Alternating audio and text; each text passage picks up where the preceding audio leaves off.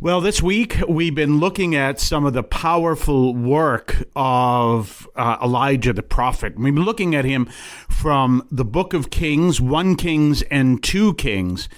And so in 1 Kings, we saw him calling to task Ahab.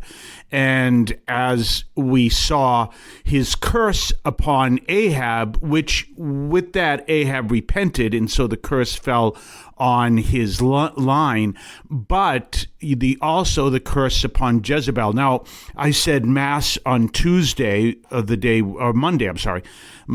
we had that reading, and I reminded the people, I said, if you want to continue reading in Kings, you'll see what happened to Jezebel.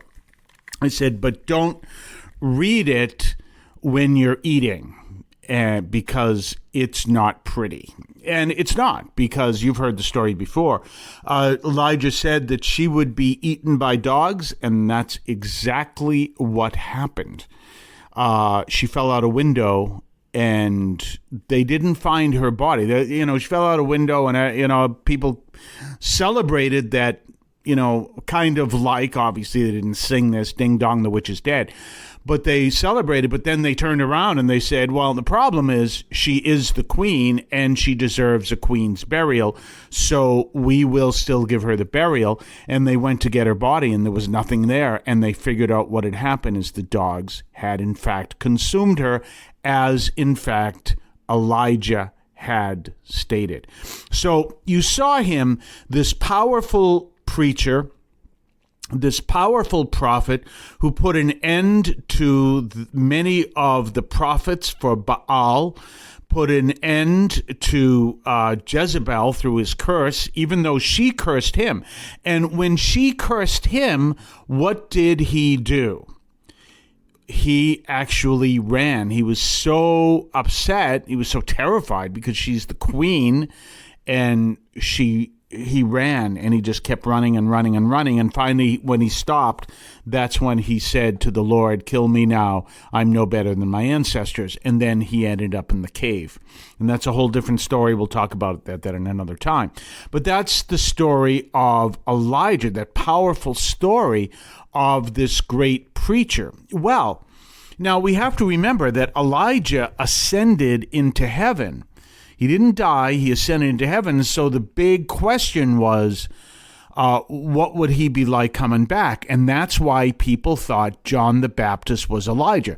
So if you can see the powerful preaching Elijah had, you can imagine the powerful preaching St. John the Baptist had. And St. John the Baptist preached like a wild man, because he was he was a feral child, practically. He was literally brought up in the wilderness, as the Bible says. So he was probably brought up by animals, because at a very young age, both his parents died. His father was murdered because he refused to tell Herod's men where John, the baby, was when he came to kill all the children who were under 2 years old in the area. And his mother died of natural causes. So at a very young age, he died. And his parents died, and he had to be brought up by the wilderness. So probably by the wolves and everything else. So he was like a wild man. He was also a mystic. Well, that's why it's important for us to understand Elijah, because then we can understand John the Baptist. And we also understand so much of the story of Elijah is not in Scripture. He was more than that. Same thing with Elisha. And one of the reasons why I say that is our reading today, the first reading, which I'm going to read to you, and this is Sirach 48, 1 through 14, obviously, as usual, from the Catholic Public Domain version. So let's look at it. And the prophet Elijah rose like a fire, and his word burned like a torch. And he brought a famine upon them, and those who provoked him in their envy became few. So those who provoked him either stopped provoking him, or they didn't live much longer. For they could not bear the precepts of the Lord. So he's speaking with this intensity. And by the word of the Lord he closed the heavens and brought fire from heaven 3 times. And that was, of course, the Holocaust upon the sacrifices by Baal and himself. In this way, Elijah was magnified in his wonderful works. So who can say that he is similar to you in glory?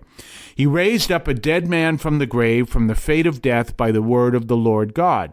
He threw down kings into perdition, and he easily shattered their power and boasting from his bed.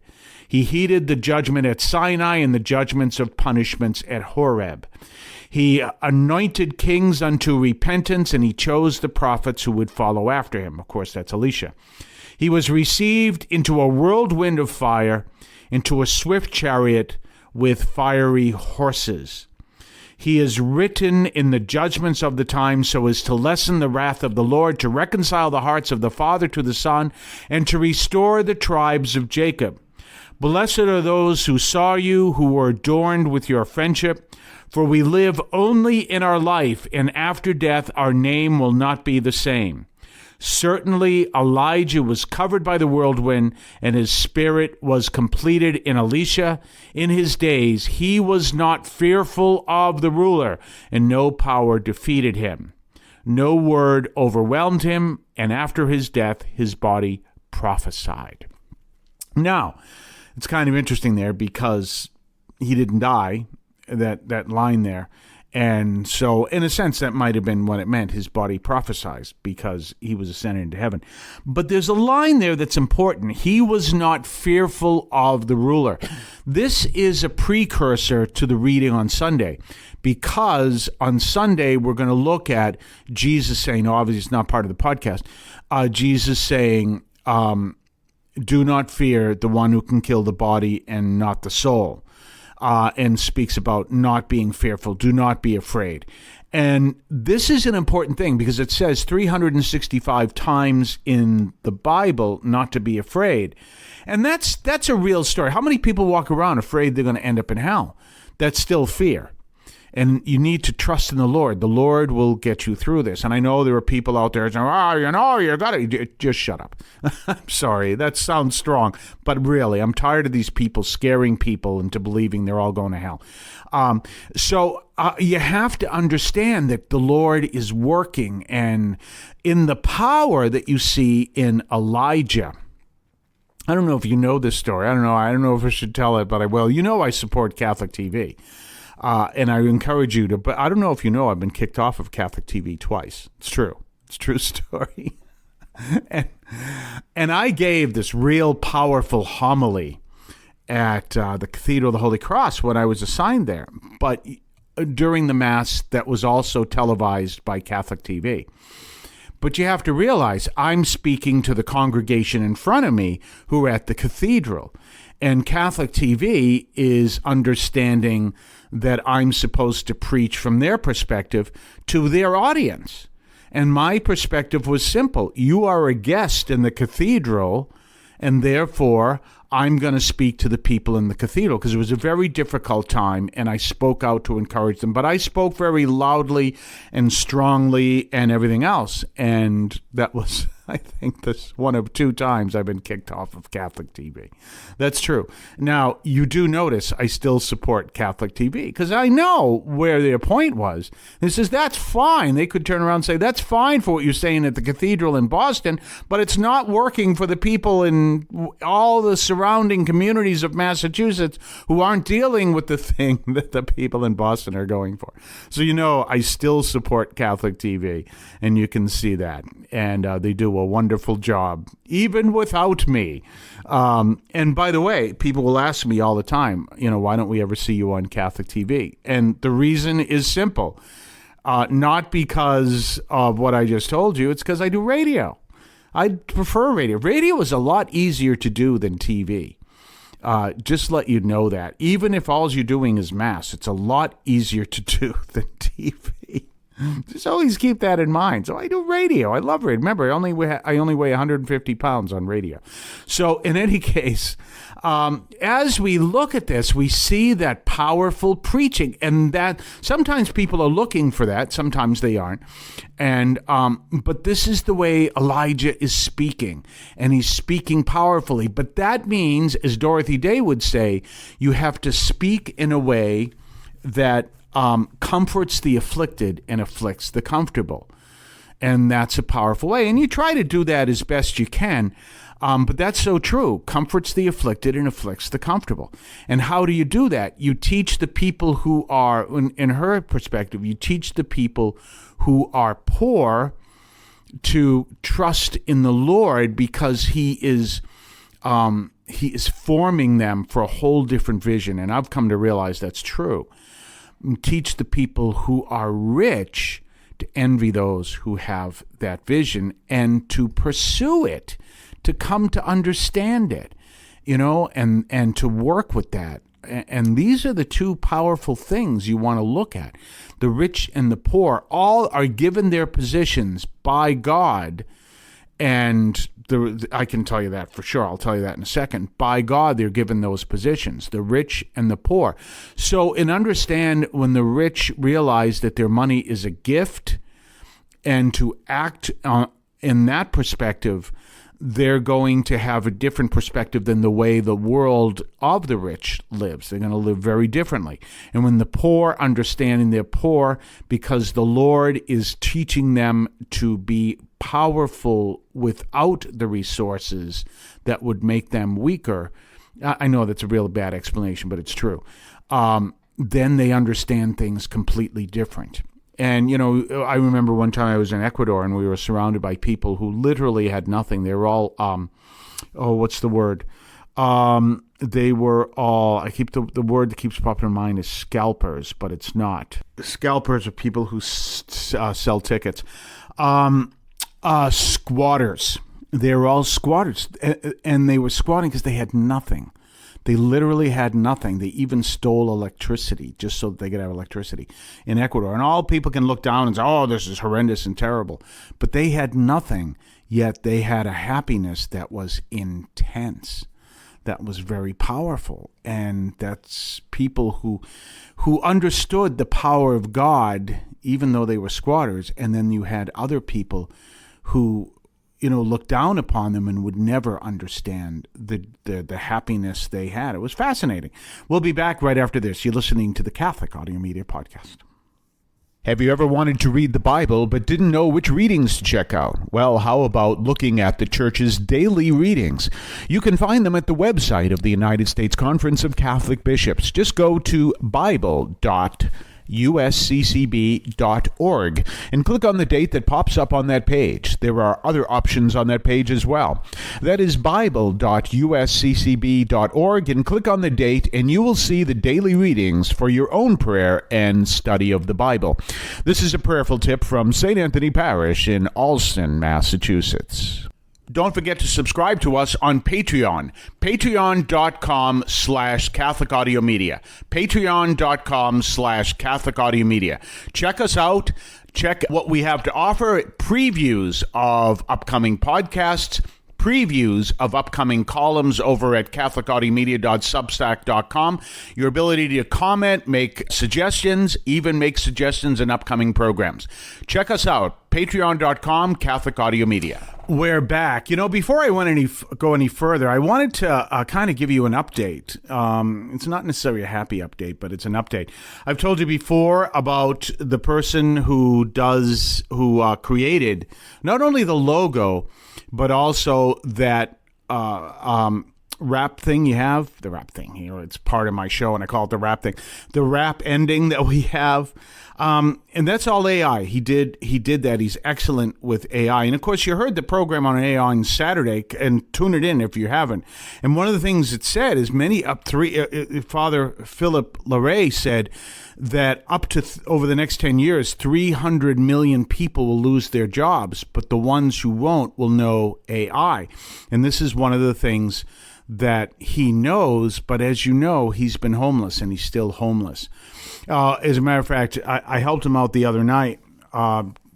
There's a saying that always keep in mind the words halt, do not get any hungry, angry, lonely, or tired.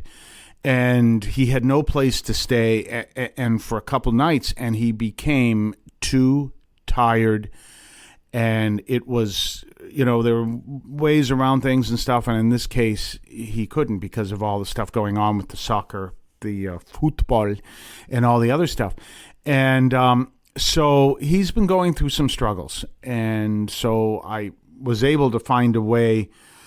He had to arrange it. I can't arrange it, but for him to get a hotel room where he could spend the night anyway, because he was literally worn out. He'd be.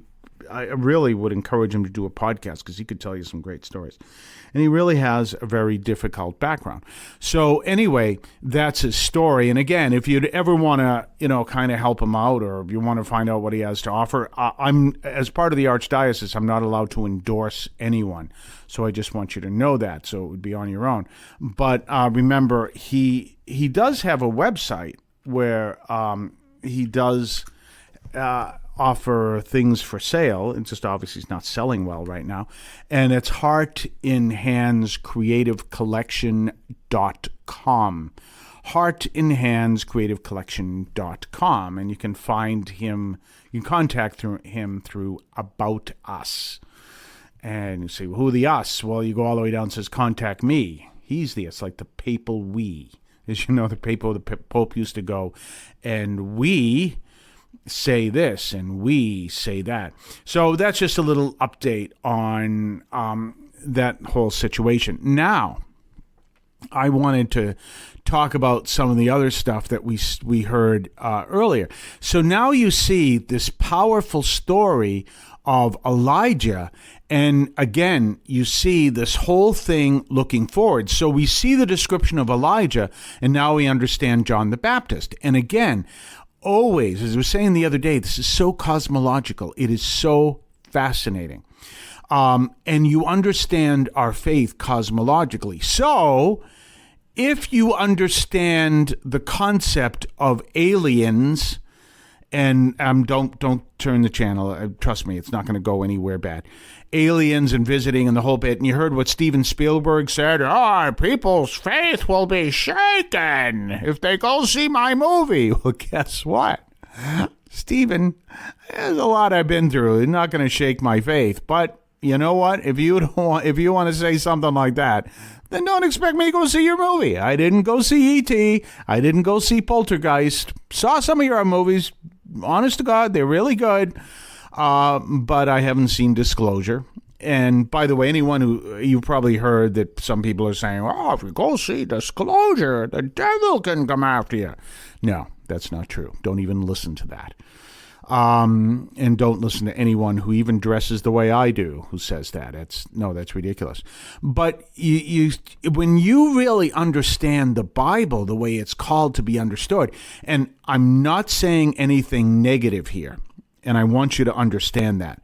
Steven Spielberg is Jewish, so he understands the scriptures up to the gospel. Now, I'm sure he's read the gospel. I'm sure he's the whole bit, but he's not going to embrace the part of the scriptures that we do. And the reason why that's important is because when you do that, then all of a sudden the scriptures become, as I said, cosmological, because everything is focused on the whole moment, the reason why the scriptures are there from Genesis all the way to the death and resurrection of Jesus. Because what's the point of the death and resurrection of Jesus? To fulfill the promise of God to Adam and Eve. So you see that. You can see how that works. But this is why you understand it as the passage of time. So when you look at it that way, and you step back cosmologically, now you're going to look at things from a different perspective. You're going to see things differently. You're going to understand things differently. And when you do that, then it's going to give you a different view of value and everything else. It's just so fascinating.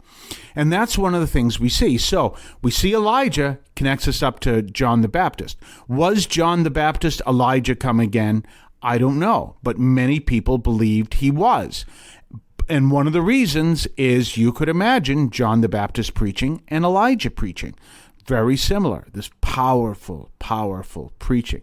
And of course, John the Baptist did miracles, and so did Elijah. So we see all that. And what the miracles there for? They're there to teach people who don't believe that the presence of God is among them.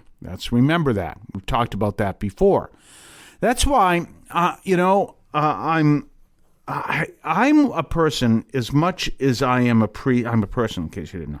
As much as I am a priest, but I am also in hospital ministry. I'm familiar with the Charismatic Renewal. I've worked with the Charismatic Renewal on 2 continents. I know it, but I get very uncomfortable in charismatic prayer for healing, even though it's something that St. Paul says we should learn to do. This is one of the gifts he wants us all to have. And I think maybe, and if someone wants to comment on that, that's fine.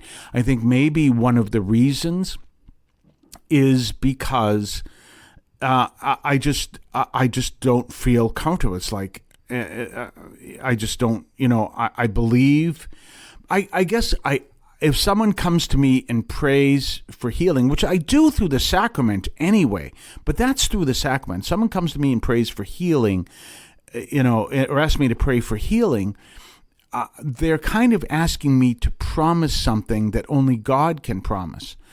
And that's why I've always been uncomfortable for it. And by the way, I have prayed over people and they have been healed. That it has in fact happened. People have told me you have the gift. But I just find it very uncomfortable. I can pray, and that's why I love the ministry, because we're really called, and Father Rick, who preceded me and who is doing the 4 o'clock Mass at BMC in South, which is in Brockton, Massachusetts, if you ever want to show up, he explained to me, allow the sacrament to do what the sacrament does, allow it to do its power. He also explained to me, and I love this, when we think of praying for healing, we think of someone who has cancer and the cancer goes away. We think of someone who has blindness and now they can see. Can't walk, now they can walk. And all those, again, those would be signs for the non-believers. But he said the ultimate form of healing is being united with Christ. And what is the greatest form of healing that is there? The forgiveness of sins. It's the most powerful form of healing. What was it that Jesus said to, the 2 thieves, the good thief on the cross? The bad thief asked to be let off the cross. Jesus didn't let him off, and he asked him to get himself off the cross and get the bad thief off the cross. Jesus didn't do that. But what did he do? He healed the good thief on the cross by bringing him into heaven. We'll be back right after this. Did you know that Catholic TV offers free apps for both Android and iOS users? Visit the website catholictv.com or your app store to download this faith resource to your device. Don't forget to subscribe to us on Patreon. Patreon.com/Catholic Audio Media. Patreon.com/Catholic Audio Media. Check us out. Check what we have to offer. Previews of upcoming podcasts. Previews of upcoming columns over at catholicaudiomedia.substack.com. Your ability to comment, make suggestions, even make suggestions in upcoming programs. Check us out, patreon.com, Catholic Audio Media. We're back. Well, we're going to get back into the 2nd book of Kings tomorrow. We're going to look at an uprising against those who were worshiping at the temple of Baal. You're going to see Baal in the Old Testament is like Arius in the post New Testament times. It keeps coming back. It's this god that people worshipped, also the god of fertility. Also, the other god that they worshipped was indeed Molech. And we see that in Jeremiah. So that's the idolatry. Be careful of idolatry. That is the worst sin in the Bible. What's the worst sin in the Bible? I said it's this, it's that, it's that. No, it's idolatry. Bottom line, there it is. So we'll be back tomorrow. In the meantime, have yourself a blessed day, and we will see you then. Yeah, you know the real is back. Father Carr Chaplain from the city of champions, dropping daily reflections coming straight from the field. The raw truth revealed for the strong-willed. It's the Greatest Act of Defiance podcast with your host Father Carr, a message built to last. The Greatest Act of Defiance podcast. That's right, the Greatest Act of Defiance. Word up. Word up. Word up.